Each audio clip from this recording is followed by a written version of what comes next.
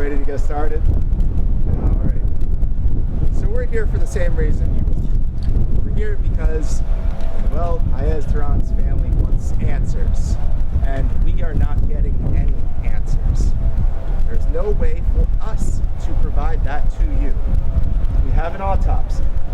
Brian Spears from our office will be talking to you about the contents of that autopsy. But you are not going to find the answers that you want in that autopsy. It is not enough for us to work backward from it to figure out what happened. The only people who know what happened in the forest that day are the officers who were present and the GBI who was investigating. GBI has repeatedly declined to meet with us, to talk to us, or to present any evidence to us. In fact, they have also prevented the release of information by the City of Atlanta. After the City of Atlanta began releasing videos of the day they were clearing the forest, the City of Atlanta stopped. The reason they stopped is because the GBI told them to. We have filed a lawsuit concerning the refusal of the city to provide records on an ongoing basis. Wingo Smith from our office will talk to you about that momentarily. The family is here yet again. We were here last month, they're here this month, seeking answers. Imagine your child was killed by the police under suspicious circumstances, and imagine the police will tell you nothing. What suspicious circumstances? Just to give context to everything that will follow here. The forest was being cleared in an unprecedented crackdown against protesters. The police went to the forest that morning planning for violence. You can see it in the City of Atlanta videos. They formed firing squads, multiple officers with weapons drawn. It was a powder keg, and the moment there was a lapse in judgment on anyone's behalf, there would be death. That was what was guaranteed when they were clearing the forest of these peaceful protesters. To that point, no one had injured a law enforcement officer. No one had attacked a law enforcement officer. And yet they went to clear the forest of sit-in protesters at gunpoint.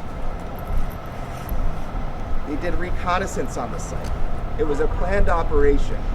Yet no one had a body camera when they shot Manuel, or so we are told.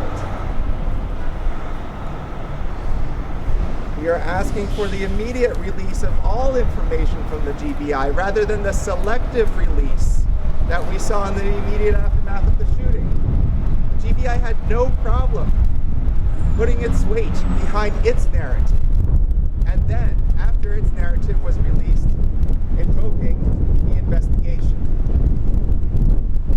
It doesn't make sense. I understand the need for integrity in an investigation. I understand not wanting witnesses to hear what other witnesses have said, or to see all of the videos before they're asked questions. But once you release what the official narrative is, the investigation is tainted already. Now they have had plenty of time, and we have nothing. The larger context of this unprecedented crackdown is the domestic terrorism charges and the use of the state's force to quell dissent. This is an alarm. This is terrifying. People are sitting in the Dekalb County jail right now who have no factual basis for the charges against them, at least none that have been articulated, simply because they were charged with domestic terrorism. None of the people in the jail right now have an allegation that they threw a Molotov cocktail, that they lit a construction equipment on fire, that they shot off fireworks. None of the allegations we heard were specific to any person, and yet we have 21 people in the Dekalb County jail denied bond. This is continuing. This is ongoing. This is intimidation by the state against dissent. But we are here today to focus on Manuel's case, Manuel's family. but that is the context in which this family is suffering. Watching the state use all of its power, watching local, state, federal, county, city government in lockstep.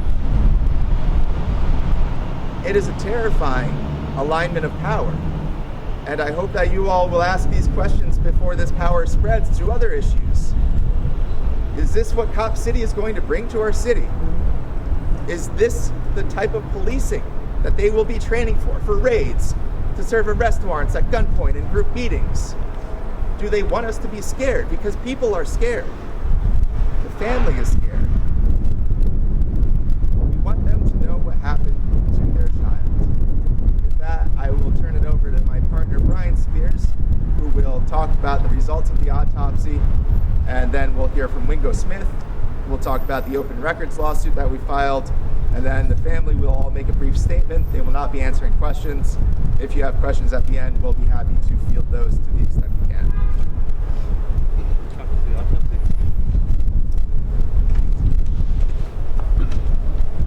Thank you, everyone. My name again is Brian Spears. Today we continue to search for the facts surrounding the death of Manuel Teran. As we explained in our first press conference on February the 6th, the Dekalb County Medical Examiner's Office conducted the first autopsy. That's an autopsy which has not been released, and the family has had no access to it. On January the 31st, at the request of the family, forensic pathologist Dr. Chris Sperry conducted a second autopsy. Today we released the whole autopsy report. Copies of it are being distributed now, and if we run out of the copies, we'll provide more. We are here today to talk about what we learned from that autopsy and demand the release of the investigation conducted by the Georgia Bureau of Investigation. What did we learn from this autopsy? We learned that Manuel died from multiple gunshot wounds. We knew that already. Manuel was shot so many times and by different firearms that the tracks of the bullets running through the body converge and intersect. That means that the same parts of his body were shot by different officers. The autopsy identifies 14 separate gunshot injuries. Manuel was shot in the head through his right eye, in the left upper chest, in the abdomen, in his arms, and in their legs. The hands were all shot up.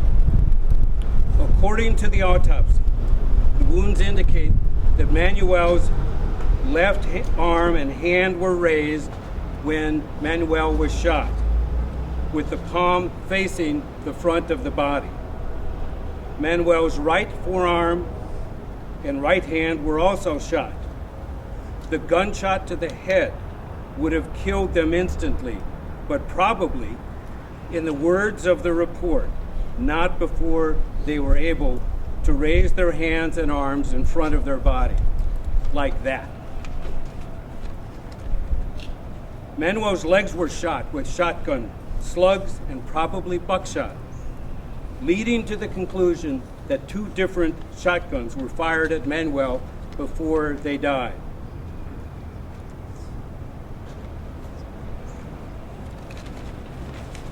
The wounds to the legs are consistent with Manuel having been shot while they were sitting down cross-legged. Manuel was likely shot by individuals, according to the report, standing in front of them relatively close. Manuel was looking death in the face, hands raised when killed. Manuel was looking death in the face, hands raised when killed. We still do not know what happened in the forest on the morning of January 18th. We do not stand here today telling you that we know what happened. This second autopsy is a snapshot of what happened, but it is not the whole story. What we want is simple. GBI, meet with the family, and release the investigative report. Thank you.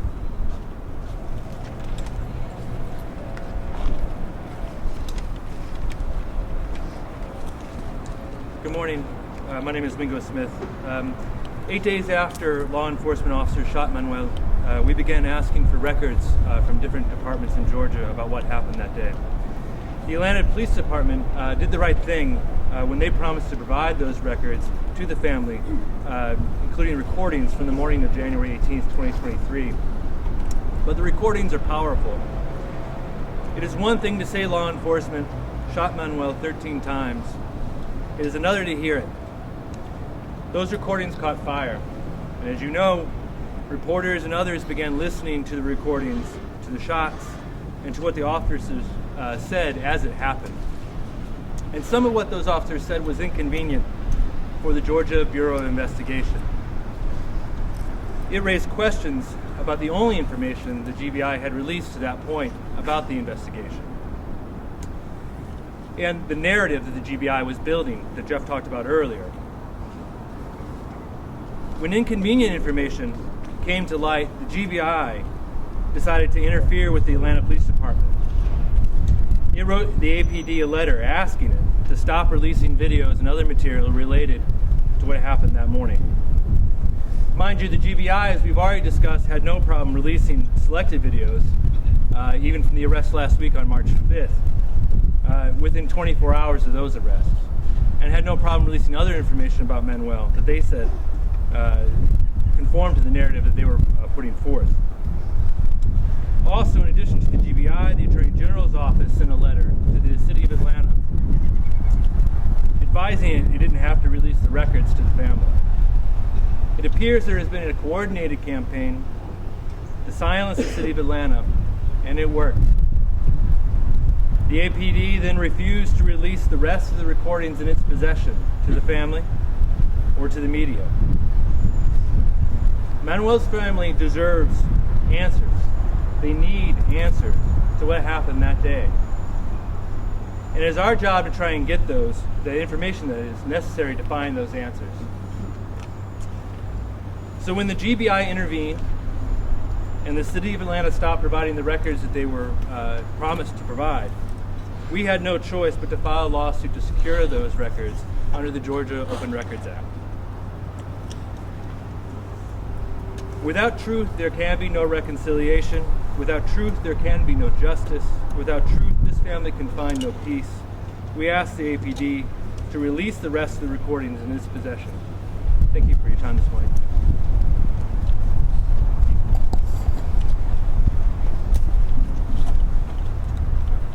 My name is Dekalb Teran. My child, Manuel Esteban Paez Teran, was killed here in Atlanta on the 18th of January 2023. We still do not know anything. It was killed our most beloved family member and the most caring person that any group of people could have, and there is only silence.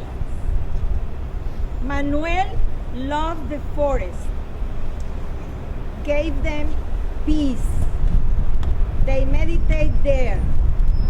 The forest connects them with God. I never thought that Manuel could die in a meditation position. My heart is destroyed. I invest so much time, care, and dedication to educate my children to become active members of a society. I gave them love and compassion as tools to make the world a better place. But now there is no answer. I try to be strong, to continue Manuel's legacy, for the love of my family and for all those love Manuel. I want answers for my child homicide. I'm asking for answers to my child homicide. I am suffering for my right to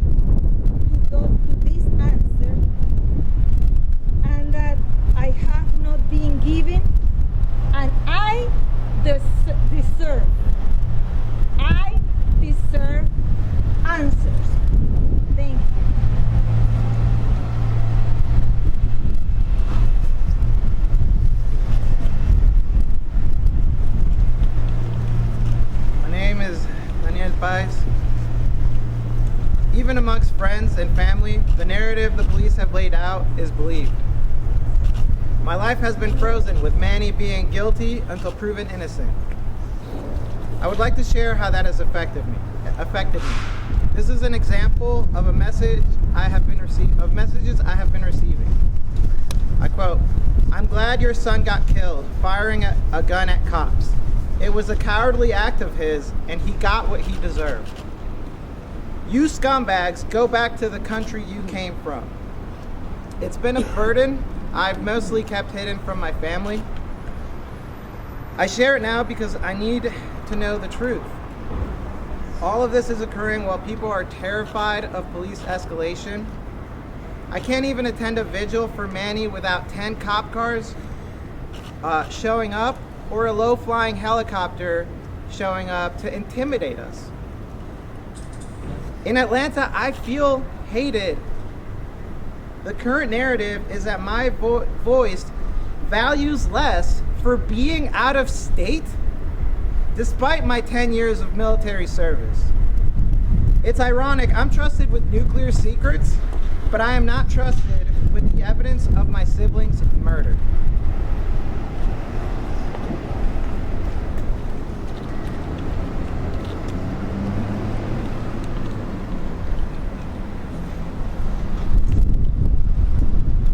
I'm going to start reading just one verse of the Bible. It's a promise from Jesus Christ. Blessed are those who are persecuted because of righteousness, for theirs is the kingdom of heaven.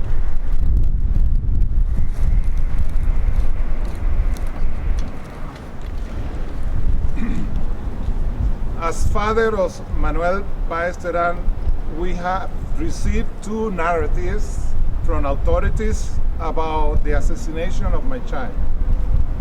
The first narrative we got come less than 24 hours of his assassination.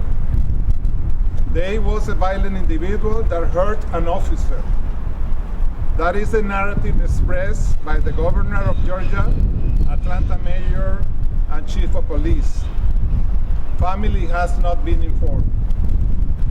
The second narrative that came once Atlanta police revealed to the public some videos of their body cameras. The officer heard was hit by one of their own.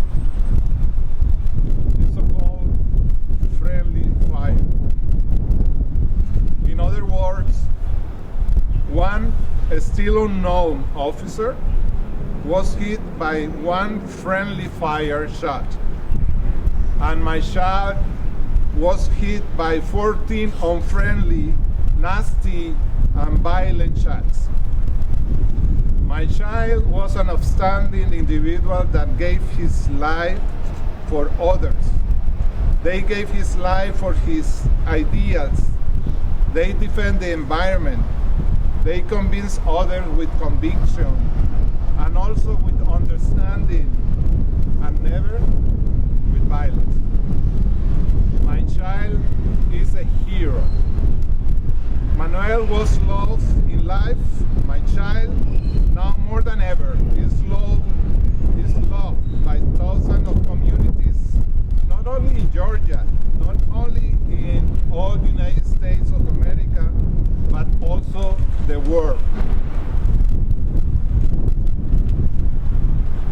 Do not get surprised that people from different states of the Union, indigenous communities, and several countries of the world are coming to Atlanta to give their support for the first environmental activist assassinated in Atlanta, state of Georgia, United States of America. This multitude of people that support us as a family and cry with us as one, they are not terrorists. Georgia Bureau of Investigation, GBI, stop manipulating the information about my son's assassination. You keep us, the family, the community, and the world in total dark about what happened at the forest in January 18, 2023. I have a different narrative about my son. He is a hero. We demand information to our attorneys so we can proceed with a real and independent investigation.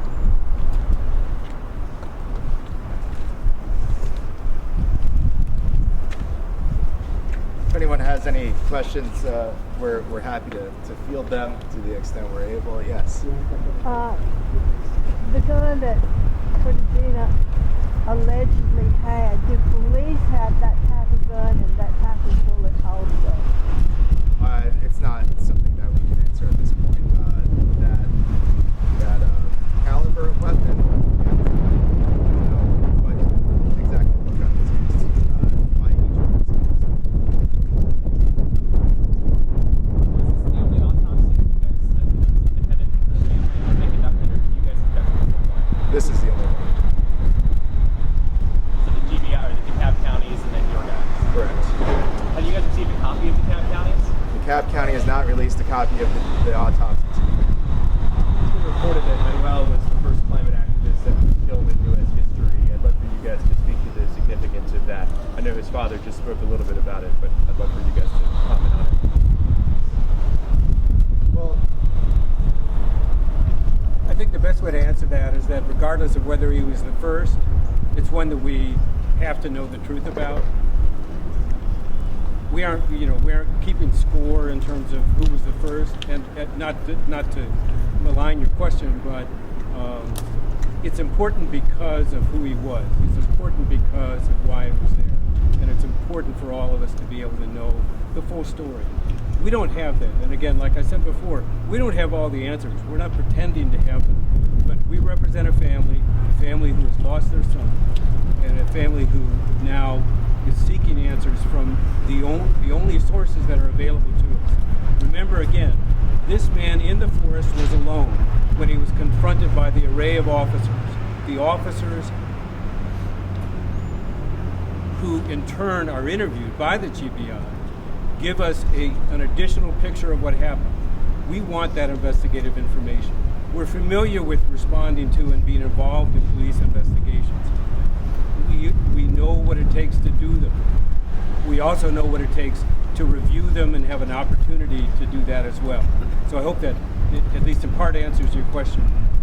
but it also speaks to what's going on in the city, right? We went through Standing Rock, far more contentious. Didn't happen there. Why did it happen here? Why did it happen when they were just clearing the forest of people staging sit-in protests? What is going on, and what are they willing to do to get this thing built? It's a display of force that, whatever happened that actually led to the moments of the shooting. Like I said, this was a powder keg. They were going out there, forming a firing squad surrounding tents, shooting pepper balls into them to clear a peaceful protester. And so, it's exactly what I said before. There are alarm bells going off. There should be. The type of alignment that we're seeing is frightening. And a state trooper was injured during this incident.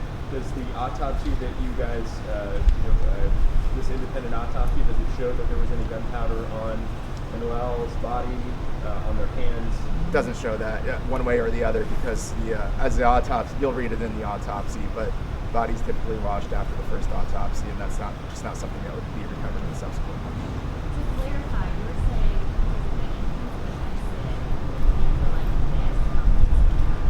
saying That's what it appears from the report. What we're conveying to you is the information that both is contained in the report and the conclusions that can be drawn from it. Again, it's a snapshot. It doesn't give us the whole story. It doesn't tell us what was happening a minute before, 10 seconds before the entry wounds occurred. We just know that that's how he was positioned at the time, that certain wounds were inflicted on his body. It's something that, without the context of witness statements, law enforcement detailing how they were positioned, where the shooters were, and other information. Without that, we can't offer full context. Well, Dr. Chris Berry conducted the autopsy. Dr. Chris Berry used to head up the Division of Forensic Sciences for the Georgia Bureau of Investigation, otherwise known as the State Medical Examiner. He held that position for a number of years. He's now in private practice and conducts autopsies throughout the country. Can you speak a little bit more to this, alleged lack of transparency? Do you feel that this is something that's isolated to this specific case, or is there a pattern with the agencies in terms of that? Oh, I think there's an ongoing problem in every government with a lack of transparency. That's nothing new. I'm not sure if your question specifically pertains to this. Do you feel that it's more heightened in this particular? Absolutely. I mean, if you want to see a lack of transparency, review the arrest warrants for the people who are charged with domestic terrorism. And what you find is a complete lack of a factual basis for each individual charge. We don't charge people with, guilt by association is not a thing. So the lack of a willingness to even detail a factual basis for destroying many people's lives who are denied bond and are sitting in the Dekalb County jail right now is the quintessential lack of transparency. If there's a basis for this, if there's a basis for domestic terrorism charges, if there is a wide-ranging conspiracy among activists to do actual violence, that is something the community needs to know about right away. And I hope that if that did exist, they would tell us that right away. But they haven't. So I assume it doesn't exist. We'll do one or two more if anyone has anything else. I just wanted to autopsy. I mean, you had said that Manuel's hands were raised. They were raised with the palms towards his body at the time that they reflected by the entry and exit wounds. That's what they did. So, but how? I mean, obviously, I'm not a doctor. How? Sitting down, how how was the doctor able to determine how he was sitting and all of that in an autopsy? When you read, we handed you the autopsy report that we have. The entry and exit wounds on the legs reflect that he was seated and cross-legged. If there's if there was video cameras that shows us something more, great. That's a conclusion that can be drawn, though, from the proximity of the legs and the entry and exit wounds, just as with the hands. So that's the information we have, and those are conclusions that are drawn from it. Obviously, we haven't seen the Dekalb County report yet. Right. Most of the stations have asked for it. If it contradicts what this report says, what would you draw from that? We'd have to figure it out. I welcome additional information. It's as simple as that. I welcome additional information. Because the second autopsy was not the first autopsy, it could not and did not involve the removal of the projectiles, for example. It did not and could not involve the removal of certain gunpowder deposits that might have been placed on the body. It could not and did not, our autopsy could not and did not reflect whether or not certain of the bullets were fired through the fabric of the tent in which he was positioned. We can't know that. If the first autopsy would have additional information, then we welcome it. So, one more question. And just for clarification, again, I'm not a doctor, so I don't know. Are autopsies subjective by whoever's conducting them? Can it depend on who's looking at it? Can this determine?